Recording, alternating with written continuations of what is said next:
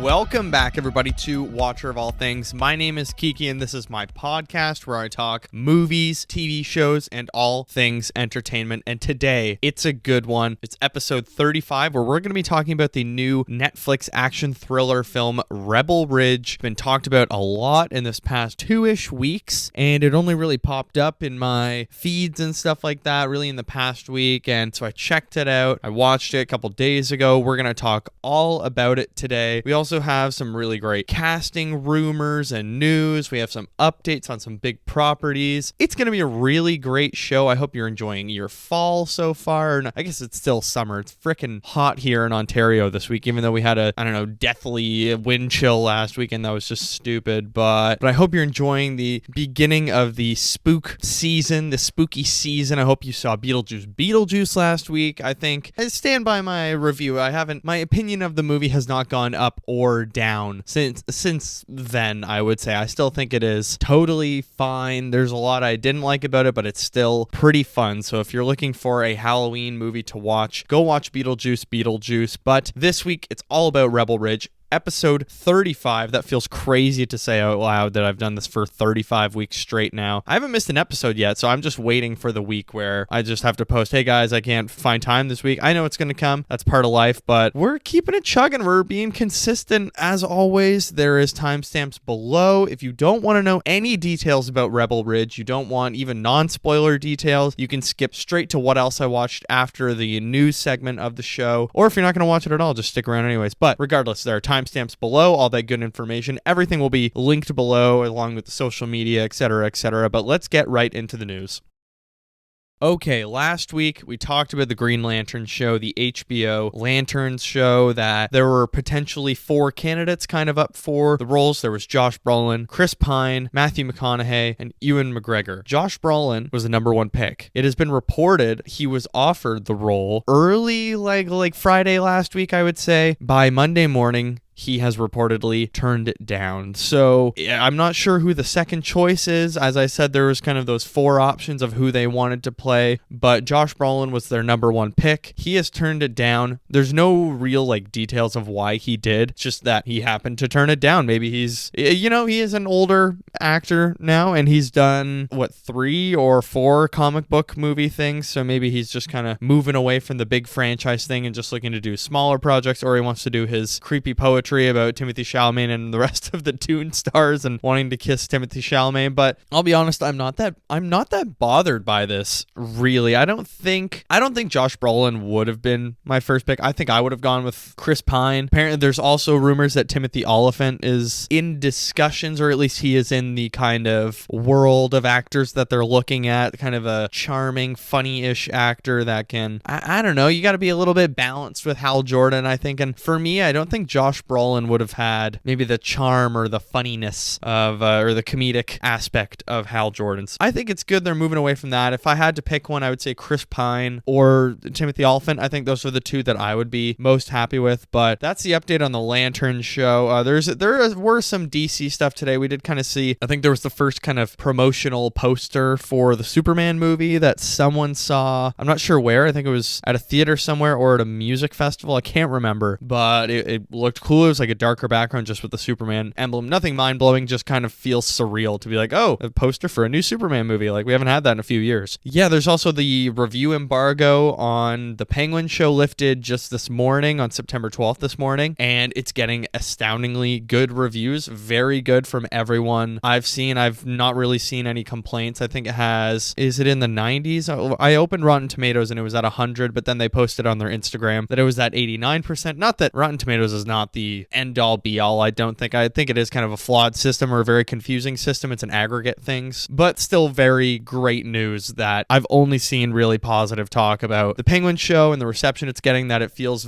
while it does feel very tied to the Batman, it grows off of it so much and it just really adds depth to the character. So that starts Thursday, actually a week from when I'm recording this. This will be out on the Monday, so it comes out the week that this is released, on Thursday the 19th, I think. Or no, sorry, sorry, Sunday the 21st. I can't remember. I'm pretty sure it's on a Sunday that it comes out, but that's going to be great. Lots of TV shows. Oh, I love the fall because TV shows tend to come back in the fall, like Survivors next Thursday or next Wednesday, The Penguins starting. There's going to be so many programs over the next, few months that I'm very much looking forward to. But let's move on to some other superhero movie news. Spider-Man 4 is looking to apparently film in early 2025. This week, it has been revealed that the Shang-Chi director, Destin Daniel Cretton, who, if you'll recall, was actually supposed to be doing, I think he was supposed to be doing both Avengers movies, from what I remember, when it was still Kang Dynasty and Secret Wars. Well, apparently he's signed on, or at least in talks, to do Spider-Man 4, which, to me, that's a really good get, because Shang-Chi had amazing action, and it was, for me, in that movie, it was kind of the story that let it down, especially in the third act. It gets a little murky and smoky gray CGI world, whereas the Spider-Man movies, I think the story is really great in the first two Tom Holland Spider-Man movies. No Way Home, it's kind of just fan servicey. So when you think about the plot and the story, it kind of falls apart, so you just have to enjoy it for what it is. And it's a lot like Deadpool and Wolverine, where I think if you watch it at home, it has these awkward silences where people are supposed to cheer in the theater, but like the at-home release, of course, still has those pauses. But I think John Watts, as good as a emotional, more dramatic director he didn't really nail a lot of the action stuff for me. Whereas Destin Daniel Cretton, Shang-Chi has very good action, and if we happen to get Spider-Man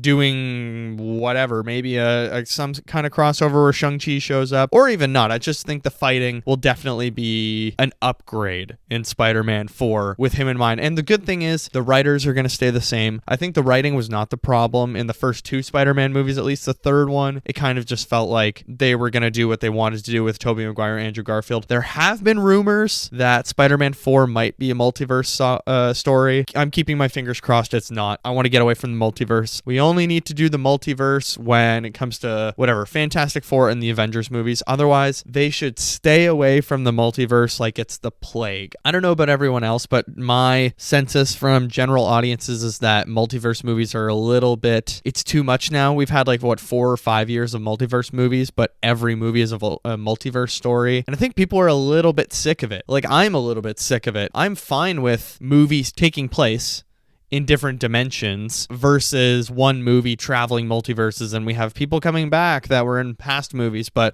they're in another dimension, blah blah blah. I don't really need that. I'm fine with just movies taking place in different timelines, but all just I think the DC universe, their stories are all going to be taking places in different periods and maybe in different dimensions or something like that, but there will be some crossovers. I'm not sure, but I've heard that, or at least from my understanding, it's not going to be so tied down and focused on timeline details, which is fine with me. I don't know, if you think back to kind of phase 1, phase 2 of Marvel Universe, sure, there were kind of fun crossovers, but that was really only crossovers in post-credit scenes, or in the Avengers movies was the major crossovers. But then it just started to feel like you really had to see the other movies. It got to a point after, I don't know, well, obviously Endgame and Infinity War, kind of in the lead up, it felt like you really had to see every movie going into those. But getting back to Spider-Man 4, I think this is a pretty solid choice. I think Destin Daniel Cretton, it did feel like there was a particular action voice within the Shang-Chi movie. That bus scene is really great. The opening fight stuff with his parents, really great. Even the third act, plot-wise, it feels a little bit overwhelming and useless, but the fighting is kind of cool at parts. So I think for Spider-Man 4, they really just got to bring it back to what that first movie was, of kind of just a local heist, if that makes sense. And even the second one felt nice and, I don't know, Spider-Man himself. I don't need a cajillion heroes. I don't need all these Avengers showing up. I think that really only worked in Homecoming because I really enjoyed the dynamic of him and Tony Stark. He feels like Tony's not paying attention to him and he's trying to prove himself, and he feels stuck with Happy Hogan, and Happy doesn't care about him, but turns out they both care about him and they're very impressed with him. They want him to be an Avenger. He turns it down. It's just I don't know, it felt like very classic Spider-Man stuff that I enjoyed. And I think Tom Holland, I have to say, is my favorite. I think he is my favorite Spider-Man. He just feels like he does both Peter Parker and Spider-Man the best, whereas I thought Tobey Maguire was such an amazing Spider-Man. And same with Andrew Garfield. I think they're both so great as Spider-Man themselves with the quips and the fighting. Tobey Maguire's Peter Parker feels a little bit strange at times, or just like super antisocial, whereas like, I don't know, I don't think he's that strange in a lot of the comics. Andrew Garfield's Peter Parker is nothing. He's just like a skateboarder bro, and it feels so out of touch with what Peter Parker should be. Whereas I think Tom Holland, like that first movie, he really does feel, I don't know, like a Peter Parker, and in the second one just really works for me. And I think I'm excited that they're going to do a Spider-Man 4. I mean, it's not going to happen, but I really wish Marvel would kind of maybe scale it back and really just focus how phase 1 and phase 2 felt, of really just focusing on a smaller group of characters versus every movie being a different solo movie. Maybe give us 5 characters that we get to focus on in the next phase and really kind of scale it back. We don't need 30 people to focus on. But just quickly, let's move on from Spider-Man 4. I think that's very good news. I'm very happy about that. Apparently Zendaya is in talks to come back, which I don't like. I think they should move on from MJ and give him Harry Osborn and maybe Gwen Stacy and just move on. But anyways, let's actually move on to another Spider-Man property. This is the Spider-Verse movies, and the third one. The second one came out last year, right? 2023. There's been absolutely no discussions of how far along the third one is. Now, there were some major rumors this week that the third film has actually,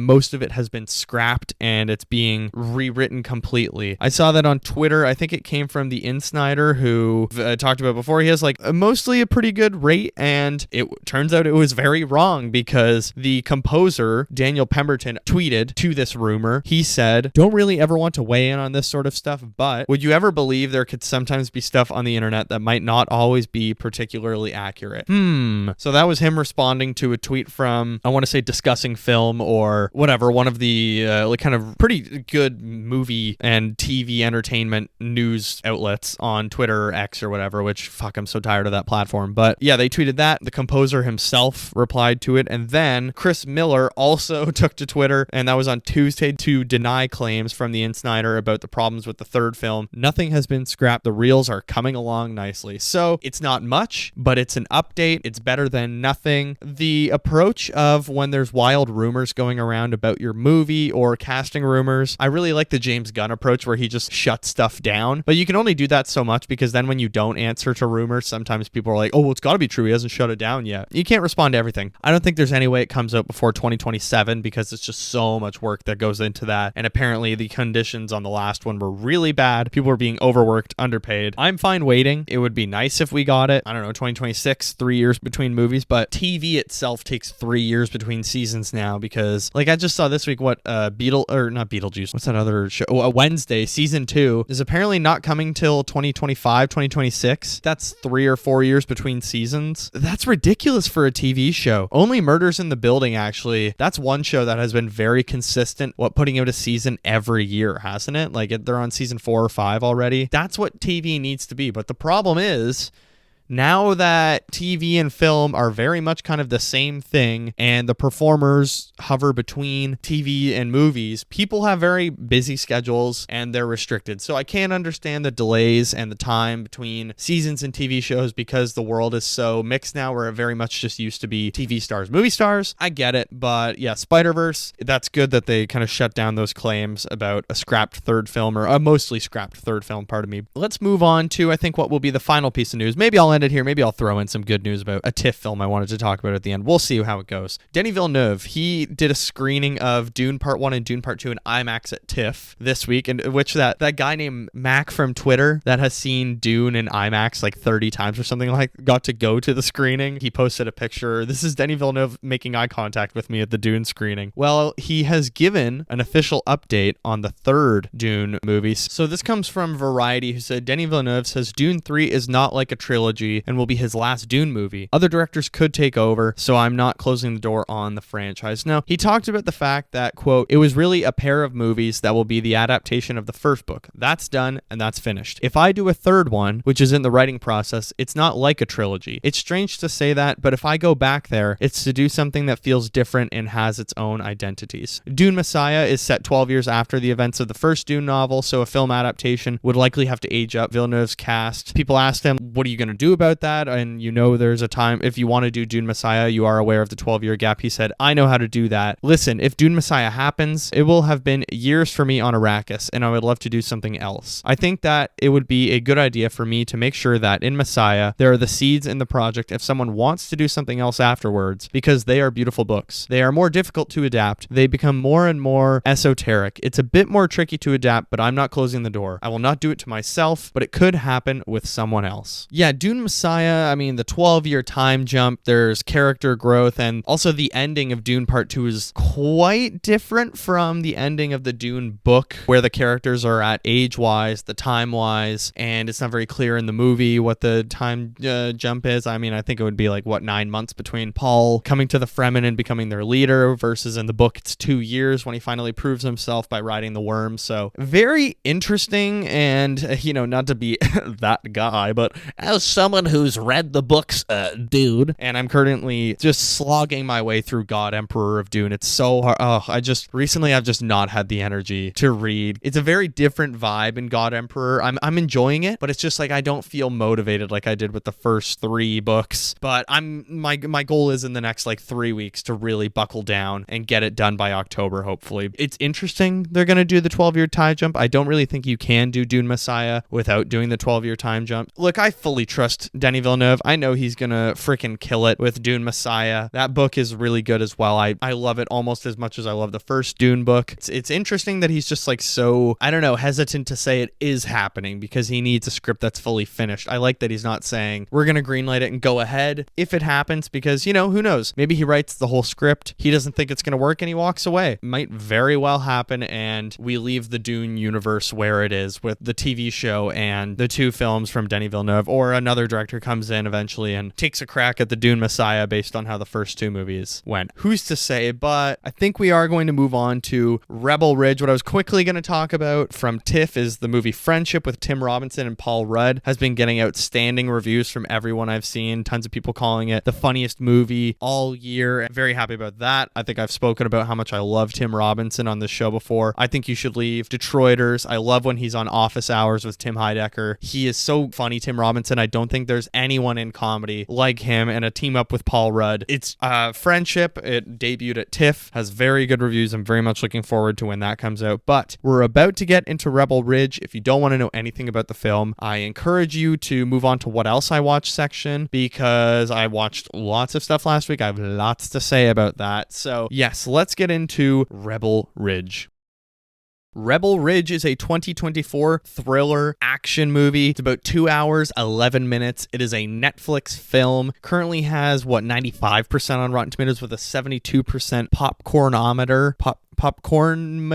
Popcornmeter, that's their new feature. That's the audience score, that they're certified popcorn fresh, whatever. I think it's dumb. Directed by Jeremy Saulnier, who I've never seen any of their films, I don't think. Cinematography by David Gallego, which I will talk about briefly, as well as the directing. Very good reviews. It is getting a lot of very positive reception. People just absolutely loving this, talking about it nonstop. The synopsis of the film is: a former Marine confronts corruption in a small town when local law enforcement unjustly seizes the bag of cash he needs to post his cousin's bail. As I said, we're in non-spoilers. I'm not going to give away any of the big twists. And in fact, I think I'm going to hide some character details, or I'm going to hide a lot from you, because I think you should just watch this with minimal information, or just kind of non-spoiler information even is fine. I didn't really know anything about the movie going into it, but before we get into... Actually, let me read you the cast list first, and then I want us to quickly go through the production section on their Wikipedia, because I think it is interesting to know the background of this project. project. The film stars Aaron Pierre as Terry Richmond, Don Johnson as Chief Sandy Byrne, Anna Sophia Robb as Summer McBride, Emery Cohen as Officer Stephen Land, who Emery Cohen was actually in The Bike Riders a few months ago. David Denman from The Office plays Roy, plays Officer Evan Marston, CJ LeBlanc as Mike Simmons, and Zane J as Officer Jessica Sims. So, as I said, let's just quickly read the Wikipedia production section here because the development of this film was kind of a nightmare. So in November 2019, John Boyega had signed on to star in the film, but of course, filming was slated to begin in April 2020. What happened a month before that? COVID. So the film was postponed due to COVID. Principal photography eventually began in May of 2021, but in June of 2021, Boyega left the project during filming due to family reasons. So filming paused as a result to find a replacement. It was later reported that Boyega had allegedly abandoned the project due to a dissatisfaction with the script and his accommodations, although Boyega has denied such allegations, so I have no comment, don't have an opinion on why he left the project. Maybe it was family reasons. Whatever it was, I think it was for the best because Aaron Pierre replaced Boyega in October of that year, and in April 2022, David Denman was added to the cast to replace Badge Dale before production restarted on April 25th. So the project kind of all started in 2019. Really, production wrapped on July 24th of 2022. So it was a long journey, as with many COVID productions. Very interesting. Aaron Pierre, who plays Terry Richmond, he came in, so Rebel Ridge. This movie was freaking rad, man. I loved this. This was so entertaining. Amazing intensity, the physicality of the movie. Dear God, this is a physical movie. A good story as well. I think it's just a very good story talking about very important things. And my immediate reaction when I finished this was like, damn, I could watch this again tomorrow. It is a very rewatchable movie. Okay, let's get into the cast, of course. As I've mentioned a little bit, let's start with, of course, Aaron Pierre. He plays our lead. He's Terry Richmond. He's coming into town to bail out his cousin out of jail. He has a backpack with some cash in it. He gets the cash taken away by the police, and that's the start of our story. That's as much as I'm going to really give away. Turns out he's British. No clue. I know he's an actor, and British actors are just notoriously good at American accents, I would say, versus I've never really seen a British or an American actor do a pretty solid British accent. Aaron Pierre is Terry Richmond. Absolutely seamless. His characterization, I just love the juxtaposition of his physicality with his demeanor. Is one of my favorite parts. Like, he's an absolute unit of a man. He's freaking massive, and he could crush anyone. He could eat him for lunch. He only ever acts in self-defense, and he's very mild-mannered, keeps to himself. He's quiet. He's trained. He's very technical. He's like a lot of heroes where he's absolutely ruthless, but he doesn't kill. He will only act when he needs to. He's just so reserved. I freaking love that, man.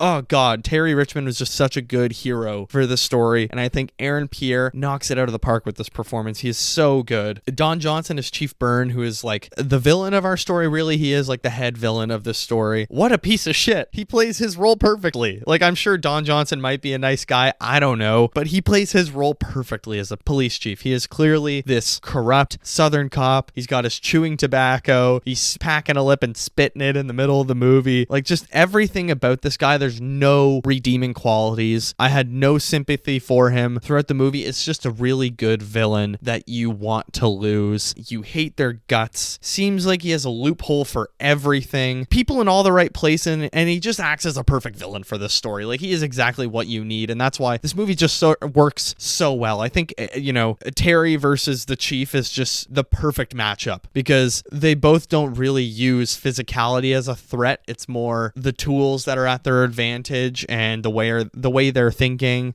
I don't know, like Terry, of course, he is very physically imposing, but his mind is just such a weapon as well. Versus the Chief just has things at his disposal. But Anna Sophia Robb as Summer McBridge. Whoa, I haven't seen her in anything in years. I have not seen her since, I don't know, the last movie I probably watched with her was Charlie and the Chocolate Factory. She's great in this. She's so good in this. She reminds me of Julia Gardner in Ozark, actually, except way less psycho. She's not nuts like Ruth. She's so good in this. Like, she's not, I thought, okay, she's just going to be like this assistant to our hero and not really have anything to her. No, I loved her character. She's so complex, layered, complicated. Like, there's just really good stuff. And I just thought every conversation between Terry and Summer is just dynamite. They're just like such a dynamic duo. And really good. Okay, let's move on to the kind of our police officers of the story. So Emery Cohen as Officer Stephen Lane. I think I've only seen him in The Bike Riders. He's really great. Jessica Sims is played Zane J. I feel like I'm pronouncing her name wrong. I apologize, but she is. I'll talk to, specifically about her, and I think in a second. But she has a particularly great role in this film. But David Denman as Officer Evan Marston, dude, he's great in this as well. It was so fun seeing Roy be this piece of shit cop too, along with Emery Cohen as Officer Lane. They're both just people you want to hate in this movie. You know when you watch a movie and your villains are just very easy to hate, and they're just people you want to lose because it's like, you're so clearly just such a bad person, and there's no redeeming qualities about you. Sometimes, I love movies where our villain is complex and maybe they are correct, or are they right? They are making some good points. I don't know, you think of Black Panther and Killmonger. Killmonger is such a great villain because it's like, well, maybe he is correct.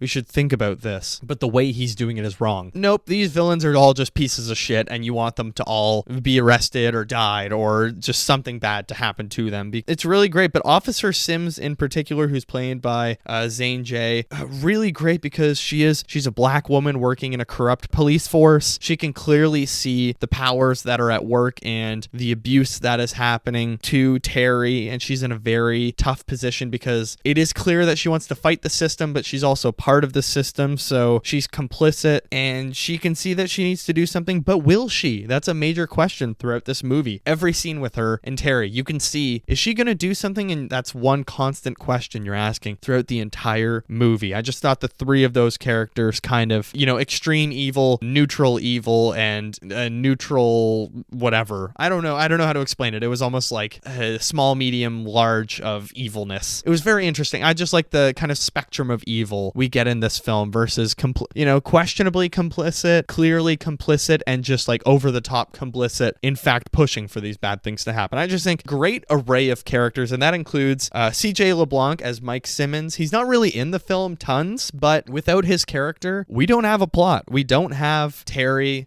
going to this town to bail him out of jail, but also just their relationship is very important to what happens in this film. So yeah, CJ LeBlanc and what he does in this story is very good as well. Yeah, let's talk about the story actually. The story, I think the idea of this story is A+. It is just such a interesting premise from the opening moments, and there is a lot I love about this story. I think the topics it's talking about are just like so important, and it uses a lot of real world devices like body cams, except one thing I'll talk about in spoilers that feels like a stretch, but that's more character wise. That feels like a very major leap that's maybe not believable, but I think the idea of this story that this guy is going to a town, he gets pulled over by the police, and they just take his money away from him, spins out of control, and we have this whole kind of Rambo type movie, or I don't know, what did I say in my Letterboxd review? I said it's kind of like Rambo, John Wick type movies, like revenge stories. Let's get back to the story. What I love most about the story, I absolutely loved how self-contained this movie was. It's one small town, only over a few days, pretty much just one plot line we're following the whole time. Like there's kind of frays and thrills coming off of and threads coming off of the plot, but nothing too crazy that it diverts our attention away from Terry. It's really great in this story because our point of view really is from Terry, and we're following Terry. We're following this one problem that needs to be solved throughout the movie. But it's just kind of refreshing when you sit down for, I don't know, a 2-hour, 11-minute movie, and it's just so well paced. It's holding on to this one thread. It's perfectly fleshing it out. You're getting the right amount of information. I seriously just loved the scale of this movie and how it really just following one problem to its full fruition. The movie is paced so perfectly. It starts with an intense, inciting incident that introduces everyone very well, very easily, and then it very clearly draws lines in the sand, I think. And then we have the perfect amount of exposition, investigation, action, suspense, and drama. I really loved the tonal balance of this film, I think. I loved it is an action thriller action. I think it perfectly strikes a balance of giving us those thriller, suspenseful moments versus the action moments when they come are just so enjoyable. They're the best directed parts of this film, I think, are the action moments. The rest is pretty, I'll get into that in a bit. But one scene I loved in particular, I'm not going to spoil anything, but one scene I love in particular that's been posted everywhere. It's part of the trailer. It's where, in action movies where our hero is mysterious to everybody in town or to their villains, and then they realize who they are. As you've seen everywhere, they do a background check on Terry, and they realize he's part of this program called McMap, and it's like the Marine Corps martial arts training or whatever it is, and he basically specializes in like systems of attack and martial arts and self-defense. It's like one mind, one weapon or whatever it is. It reminded me of like when that son in the first John Wick movie comes home and tells his dad, the Russian mobster villain dude, oh yeah, like we messed with this dude, and he's like, you messed with John Wick? And then everybody comes to realize like, oh, we are so fucked because we messed with John Wick. That is exactly how this Wikipedia scene felt. Like they look up the unit he's on in Wikipedia, and he's in the goddamn photo. Whoa, he's on the Wikipedia page. Oh my god, that scene is gold. There are so many scenes of suspense in this movie. I have goosebumps right now just talking about this, not gonna lie, because that scene has such baller lines. There's one line where he talks to Don Johnson, Chief Byrne, about acronyms, that he works with acronyms and he works with systems, and the system he's been using is PACE. He keeps saying, I'm all burning out of letters, and we're on letter E now. And then after he says like too much sauce, and it's just, oh my god, it's so sick. It's so good, man. Oh my god, this movie has so much sauce and charisma. It's got Riz, as the kids would say. They just build up the action so well that your heart is racing for 10 minutes by the time you get to an action sequence and the action actually starts. Oh my god, the whole last 30 minutes of this movie, I won't say what happens, but oh my god, it's so intense. This movie is a lot of standoffs, showdowns, looming threats that it's not a question of what is this going to happen, it's something is about to happen, and it's not going to be good for someone. The action itself is just really well done. I really appreciated the action in this movie. It feels extremely technical and practical, like the John Wick movies. It's not a movie where our action hero has a gun and they never have to reload it. You know, everything is very measured, and it's clear that they're being as realistic as possible. If a hero was handling these weapons, it would go exactly how it's being used. And I just love that. It felt like John Wick, where it's very practical with the reloading of guns. He's a Marine, so he knows how to handle all these weapons, which is just great. I love watching movies where people are just like good at their jobs, you know, where our hero is just very good at this, and you just get to watch villains just struggle to keep up with him. But it's not that they're so good at their job that they can't be beat and they just have plot armor. What I love most about the action in this film is Terry actually gets tired during the action sequences. Like you can actually see he has to take a break and hide behind cover just to get his breath back because it's so physically imposing on him, and he's just exhausted. A lot of times, you know, action movies, they take a break in the action for dialogue or whatever. No, it's just like him huffing and puffing, and it's like you can just tell he's exhausted, and it's like, I love that for some reason. That feels so realistic. He just fought 3 guys, took them all down, and he needs a second to catch his breath.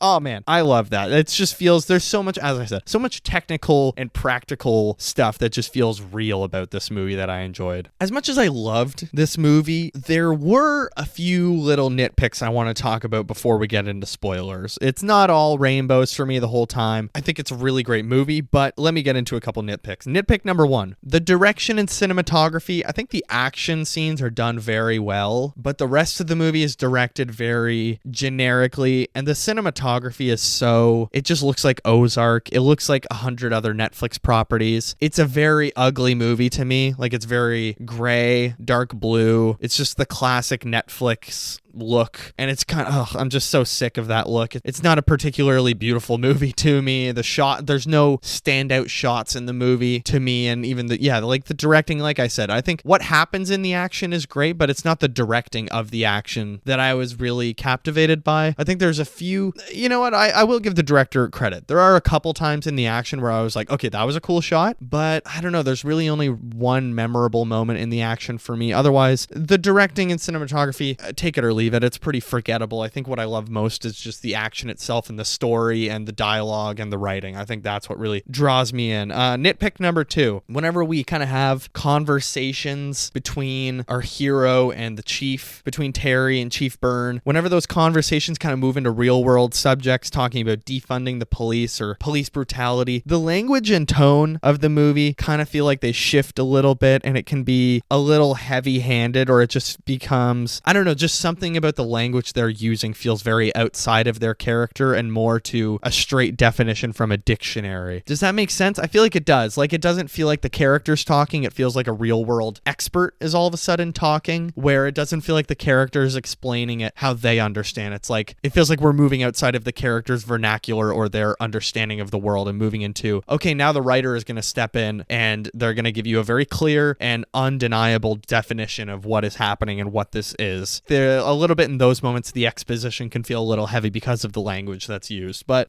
like, you know what? I'm not one of those people that's like, oh my God, they're talking about real world issues. Like, don't bring politics into my movies. Dude, politics is art, and our culture and pop culture represent our political systems, and art has always been reflecting what's happening in the world. So what do you expect? And that's what I love most about this movie is, damn, they're actually talking about very present things in our world, and it's doing it in such an entertaining, intense, action, thriller, suspenseful way. My biggest complaint, however, and the reason my rating wasn't higher for the film, which I will reveal my rating in a moment, be patient please. My biggest complaint is there is one character revelation in the third act that I did not buy or I didn't understand. Where did that come from? That makes absolutely no sense based on what happened in the start of the movie. So that kind of ruined the start of the movie for me, but I will get into that in spoilers in just a second. Look, overall, despite these couple of nitpicks, this movie absolutely rocked. As soon as I finished watching, I watched it like 20 minutes before the presidential debate, and I was in a rush to watch it so I could record the episode today. And I immediately went upstairs to my parents and I told them, I promise and I guarantee you guys are going to watch this movie on Netflix, because just reading like the tagline of the movie, it immediately sounds interesting. It flashes up as soon as you open Netflix as well. It's like the #1 movie on Netflix in Canada. It's so great. I think tomorrow I'm going to post some recommendations on all my social medias of things you can stream this weekend. So I'm definitely going to put Rebel Ridge in there, because I would absolutely recommend this movie to anybody. I think this has such a universal appeal. It's just a solid, entertaining movie, and it's 2 hours 11 minutes. It goes by so quickly. The action is just so awesome. The crime element is so fascinating that there's an underlying crime element to this whole story, and it's such a good driver of the plot. It feels like a movie that, like I said, you can just rewatch every few months or whatever. Anytime someone's like, oh, hey, we were going to watch this movie. Do you want to come over? Well, I've already seen it. It's not one of those movies that you're going to be like, oh, I already saw it. It's going to be like, yeah, I'll watch that again. Like, we all have those movies that we've seen multiple times because our friends were watching them or our family was watching them. That is one of these movies. I think this is a very good rewatchable action movie, like I don't know, Top Gun Maverick. That's a movie I've seen a billion times, or Casino Royale, or Mad Max Fury Road. Like, there's just some action movies that are so entertaining that you can kind of sit down at any point and just be entertained. And this movie, it's not overly complicated. The story contained, simple, easy to follow. At no point was I extremely lost. Like, wait, who is this now? Pretty awesome. I gave it 4 out of 5.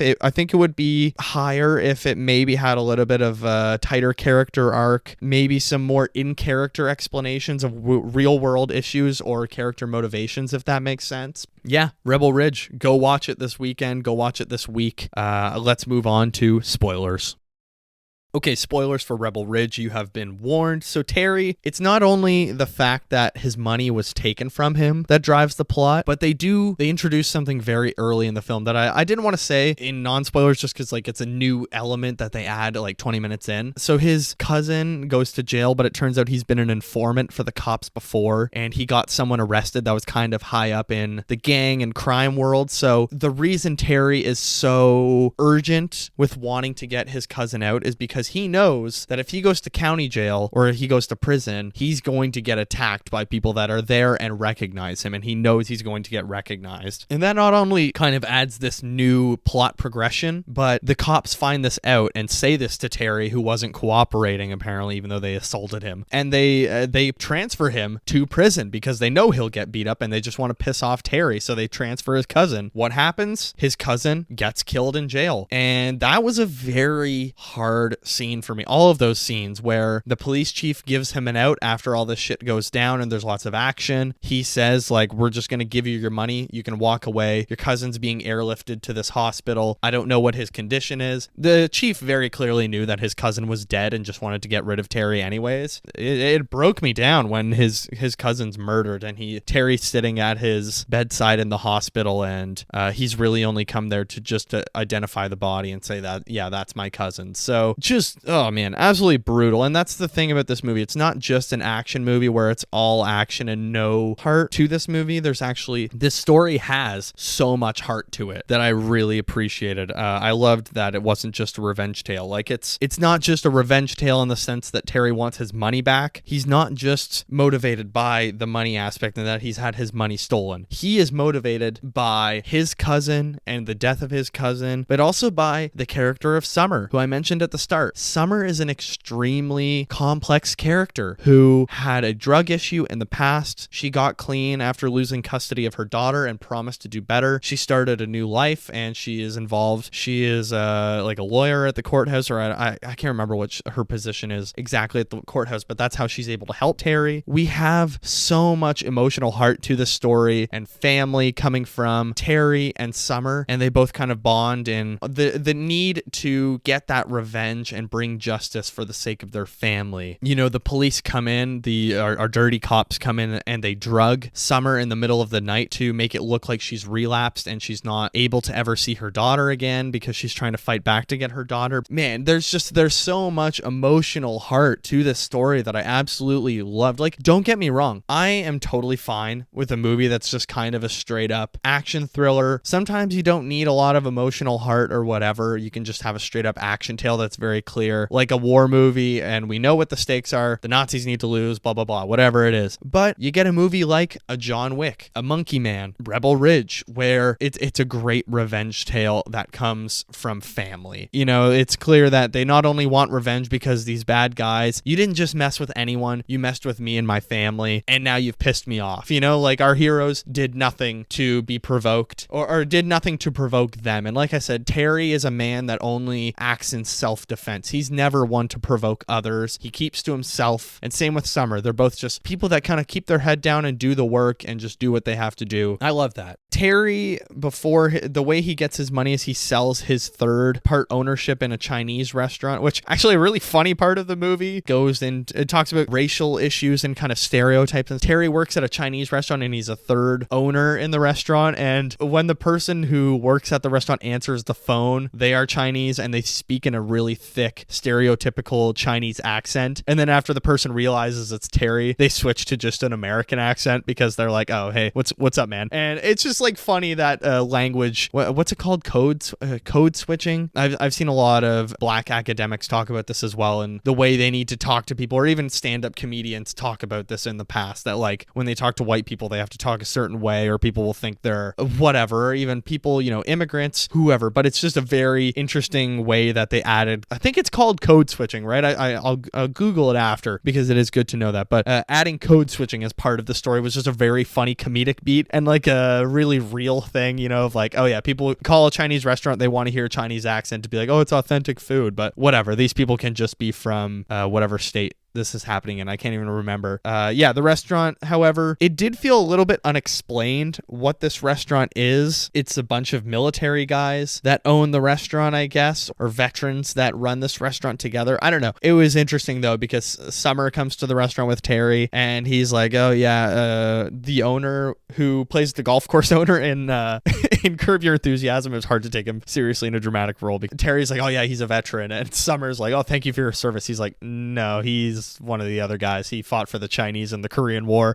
You can't say this movie doesn't have comedic moments in it for sure, because there's not only badass lines from Terry that make you laugh, but there is just like genuinely funny stuff in this movie. Again, I really liked with the character of Terry that he never ends up killing anyone. He never fires a bullet at a single person. You think he does shoot the chief with a shotgun, but it turns out it's a beanbag round, so it just like winds you. It makes you winded. And yeah, like I said, the question of, is Officer Sims gonna kind of see the light and realize that she's on the wrong side of history here? She can see that it's clearly motivated by something other than just money in their treatment of Terry and the brutality that she's also a part of. It's just a very interesting every scene with her and Terry. Loved it. Oh my god, just dynamite. But I loved that Terry just doesn't kill anyone. He only acts out of self-defense. He'll injure people. You know, it's just like I've said a billion times. As a Batman fan, the Terry character, I was like, oh, I see what they're doing here. Perfectly showing that killing is too barbaric. It's too unjust. You don't get justice, really. Real justice can be obtained, and he proves that with,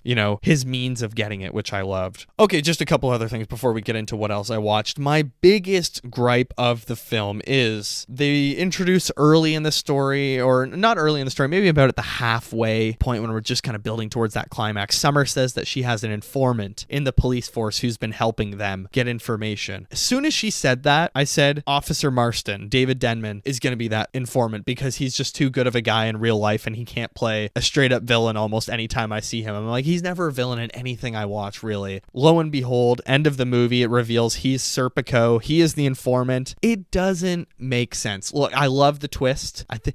It's a great twist. I love the twist. It's a phenomenal twist. In fact, I've never seen a twist like it. Sorry, I'm in debate mode after watching the presidential debate. I'm Canadian, but it's so fascinating to watch. It's such a hard character mental leap for me to make because it's like, wait, he was the officer that knocked Terry off his bike and did a bunch of shitty stuff throughout this entire movie. And if it was just him, he didn't need to knock Terry off his bike and like be clearly an abuser and want the money right away. It just doesn't really make sense with his character. It's like, wait, what, is he the hero? How long has he been an informant? I may have missed that. Was I not paying attention? But I had my phone turned off and I didn't, I was locked in watching this. I think recently I've been turning my phone off a lot while watching movies at home. So there's absolutely no enticement to scroll or anything or be distracted by anything. Yeah, it didn't really make sense. That was kind of something that bothered me a little bit. And I think that's like the biggest twist of the movie too, is that the informant is him. Wasn't great on that. But the ending. Let's talk about the ending. I loved the ending. And I've talked about how self-contained the movie is. As soon as Terry, Summer, and Officer Manston, David Denman, as soon as they get out of state lines, or out of county lines, and they get to state authority and state jurisdiction, they get to the hospital and realize they can't be arrested because of the jurisdiction rules. They've obtained whatever, the body cam footage and stuff like that. I loved that they just ended the story right away as soon as they got to the hospital and it's clear that they're all inside and at least safe from the problem that they were facing. They're pretty banged up. They've got to get Summer to a doctor because she was drugged again. David Denman's leg is completely wounded and he's bleeding out. So it's not like they have to give us absolute closure on every thread of the movie. They kind of leave it a little bit open at the end of like, yeah, they'll probably be all right, but maybe not. At least we have justice and that's all that mattered. Terry found justice and revenge was successful. I liked the ending. I thought it was a satisfying ending for me and I really enjoyed that they made a rule that we're going to make this movie extremely self-contained and they stuck with it until the last second when the credits rolled. They get to that hospital. Terry sits inside after bringing Summer inside and the officer inside to seek medical attention. And then he just sits down with, the hard drive with the body cam footage. Okay, he's won. He can rest. Credits roll. I love that. I thought it was great. I was like, yep, 2 hours, 11 minutes. Perfect. Great pacing. I don't know. I like that I like that none of the villains died and they all are actually clearly going to face justice because they've been exposed and there's clear footage of it. It's almost like more satisfactory. I don't know. It's almost too simple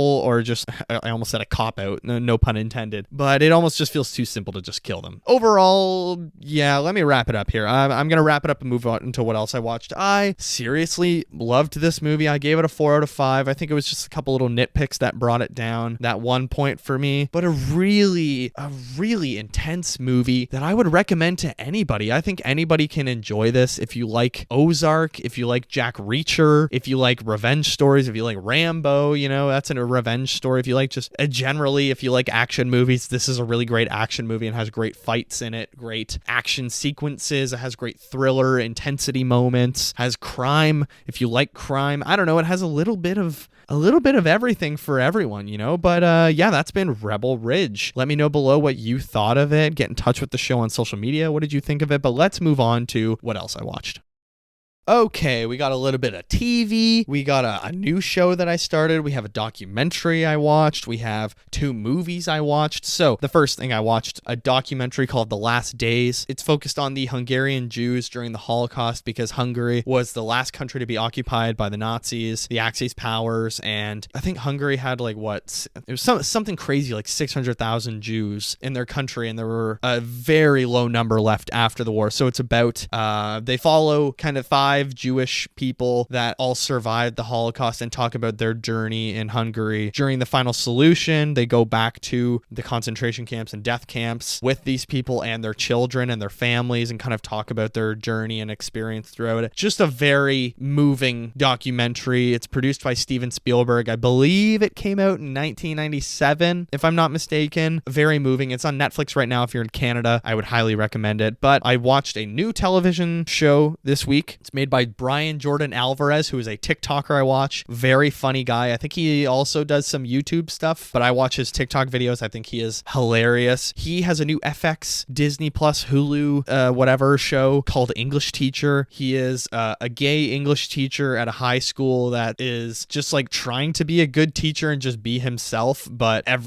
don't know, it's hilarious. It's a comedy and it's so goddamn funny, and it's just, I don't know, it's very realistic. This one TikToker tried to say, oh, it's ripping off Abbott Elementary, and once again, I mean, this has happened in the past where black media is being ripped off by white comedians or white artists, you know, aka Elvis or whatever it is. They're not the same at all. Just because two things take place in a show, I would say it's way closer. Actually, it's very far removed from The Office, Parks and Rec, Abbott Elementary. It's not a mockumentary at all. It's very different in tone overall, and also the comedic timing and like the joke styles are kind of very different. I would say it's way closer to AP Bio with Glenn Howerton than anything else, and it's a good kind of replacement. AP Bio is pretty funny, and this is a nice kind of follow-up. It has very good reviews. I checked it out. I watched the first 3 episodes, which are the 3 episodes that's so far out. I believe episodes drop on Tuesdays on FX and Disney Plus simultaneously, or it's just on Disney Plus, but it's really funny. I also finished season 1 of the Justice League TV show. Really great. But I watched 2 movies this week. First one, Horizon, An American Saga, Chapter 1 with Kevin Costner. 3 hours and 1 minute. Fucking terrible. It was so bad. Look, I love a big ambitious swing. I love some nut job doing some crazy passion project, but there's like 40 characters in this movie. Couldn't tell you a detail about any of them. It follows about 100 plot lines. Nothing is wrapped up, and not to spoil it, but the last 5 minutes is literally a sizzle reel or like a next time on the American Saga, Horizon, An American Saga, which is just a stupid title too. It's literally a sizzle reel of chapter 2, and there's going to be 4 of these. Oh my God, I watched it. It took me 5 hours to watch it home because I just paused it, went to do something else. I was like, okay, I can't finish this right now. I had to pause it because I was like, this is just so uninteresting. It's not, but I was like, oh, I'm kind of hungry. I'm going to go make lunch. And then after lunch, I was like, I don't want to restart this right now. This is just so bad. The writing is so bad. Like Kevin Costner is so old in it, and he comes on screen and the first thing that happens to him is a prostitute or sex worker, pardon me, that's like 30 years younger than him immediately starts hitting on him and just wants him so bad. They have one of the most awkward sex scenes where it's just him lying there and grunting tiredly, like, and it's just so uncomfortable, man. Oh, it's so weird. And there's just some terrible straight to VHS acting in this. Like Luke Wilson is this all-American corn-fed guy that makes fun of these British fannies in it, and it's so lame. It feels so out of date, and like this is something that would have been made 50 years ago. It doesn't even feel like I saw a really good Letterboxd review that I totally agree with. It doesn't even feel like the really great cowboy movies of like the 40s, 50s, and early 60s. This feels like the late 60s when cowboy movies were dying and the really shitty ones were coming out. This is what that feels like. It just feels very out of touch. I would not recommend Horizon, An American Saga. Even if you like Yellowstone or you like cowboy stuff, this isn't even a good Kevin Costner cowboy western thing. It's shit. It's so poorly paced. It's so unentertaining. There's nothing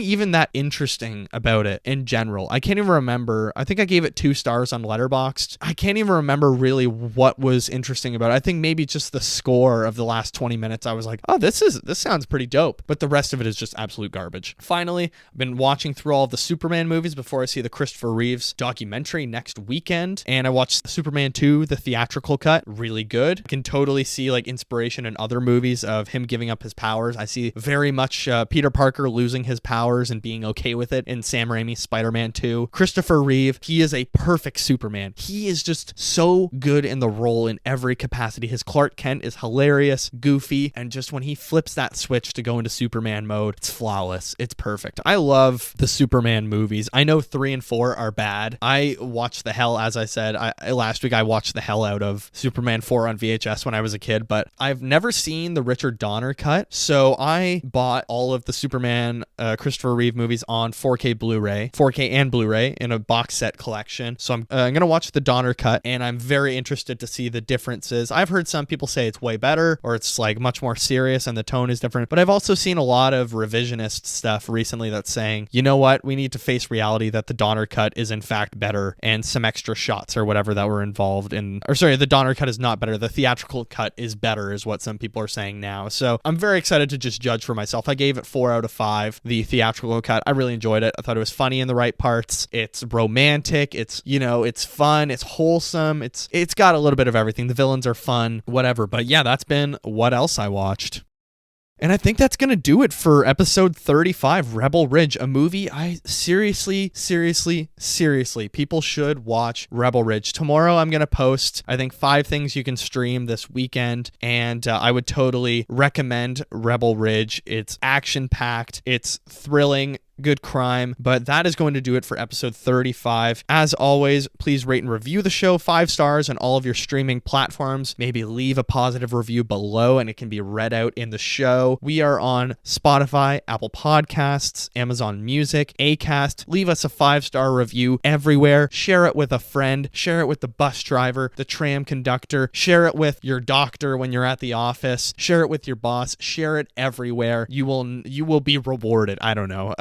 Share it if you want, but thank you all for the great messages that I am getting. We are also on YouTube. You can like, subscribe, and comment there. What do you think of Rebel Ridge? Have you watched it? I mean, it's #1 in Canada right now, and I think it's like #1 in the States on Netflix as well. So lots of people are watching it. I would love to hear from you. What do you think of it? Hit the notification bell on YouTube so you know when new shorts are uploaded. The podcast is out every Monday, as I said. You can also get in contact with us via email, watcherofallthings@gmail.com. Get in touch with me. What are you looking forward to coming out in the rest of September? What are you looking forward to most in the spooky season? You know, what's your Halloween traditions? Is there anything that you watch around Halloween every single year? I would love to hear what are classic Halloween movies or TV shows in your eyes. If you watch like Treehouse of Horror, I love Simpsons Treehouse of Horror. Are there special Halloween episodes of TV shows that you watch? We're also on social media if you want to get in touch with us that way. We are on TikTok, Instagram, and Threads. The TikTok is watcher.of.all.things, and the Instagram is just Watcher of All Things, and same with Threads, just at Watcher of All Things. All of this good stuff linked below. You can also follow my personal Letterboxd account where you can see all of my reviews early. You can see my lists that I'm making as I'm making them, my Superman movies ranked, Batman movies ranked, Daniel Craig James Bond movies, Mission Impossible, whatever. 2024, I have an ongoing list of 2024 ranked. Go check out where Rebel Ridge sits on that list. You might be surprised, you might not. Try and predict it. I've seen 41 movies this year now of new releases. Go see. The Letterboxd account is KikiJ70. That's KIKIJ70. That is linked below. That has been episode 35. Thank you all so much for listening. Next week, The Substance. I believe we're going to do The Substance. Maybe it'll be 2 movies. I don't know. I think The Wolves is coming out on streaming as well, but I think I'm just going to review The Substance and then make a video for the socials about the Superman documentary, Christopher Reeve documentary. But that will do it for this week. As I said, thank you for joining me. Thank you for all the love and kind messages I get every single week. I am so lucky that I have such loving people listening to the show. You all rock. I hope you have a phenomenal week, and I will see you in the next one.